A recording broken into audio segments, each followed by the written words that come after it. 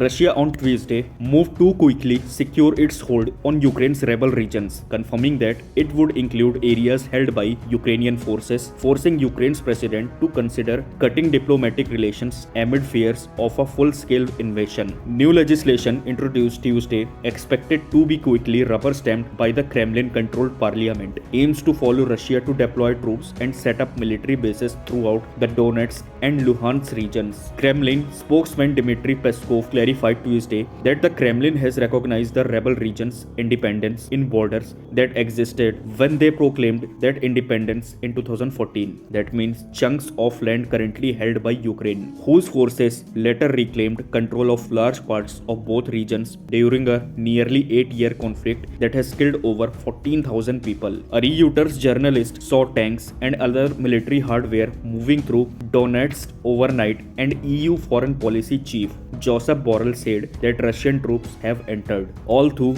no insignia were visible on the vehicles, Vladislav Brek, a member of the separatist local council in Donetsk, told reporters that the Russian troops already had moved in, taking up positions in the regions north and west. Russia has yet to acknowledge any troop deployments. Ukraine said 2 soldiers had been killed and 12 wounded in shelling by pro-Russian separatists in the past 24 hours and reported new hostilities on Tuesday morning. The dramatic escalation in the region led to a late-night emergency meeting of the United Nations Security Council with sanctions expected soon. British Prime Minister Boris Johnson said Tuesday the UK will introduce immediate economic sanctions, warning that President Putin is bent on a full-scale invasion of Ukraine that would be absolutely catastrophic. Ukraine's President Volodymyr Zelensky said at a briefing Tuesday that he was considering cutting diplomatic ties with Russia. I have received a request from the Foreign Ministry. I will consider